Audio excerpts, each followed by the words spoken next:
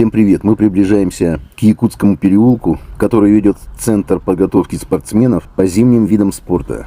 А спортивный переулок, по которому мы ехали, он ведет к магазину «Максимум». Все логично. Спортивный переулок должен вести к магазину «Максимум», а Якутский переулок должен вести в Центр подготовки спортсменов по зимним видам спорта.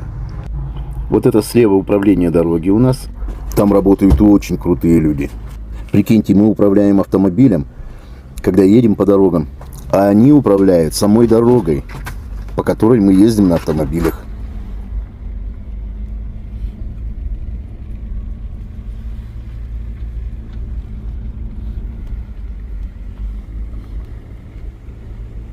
А он и есть этот центр. Школа Олимпийского резерва.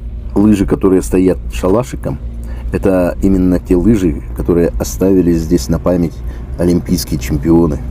Начало этой традиции положил знаменитый нанайский охотник Дерсу Узала, который, охотясь за оленем, зашел в наши края.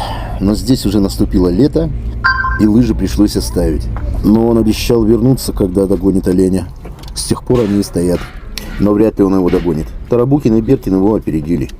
Они давно уже стоят с рогами этого оленя. Рядом здесь есть деревня Сывейки, создана для праздников.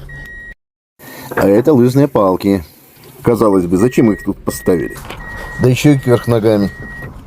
Оказывается, что с древнеэвенкийского языка «савеки» переводится как то место, где охотятся на изюбра лыжными палками. Поэтому и стоят они здесь остриями вверх, как ружья. Ну вот, едем в обратную сторону.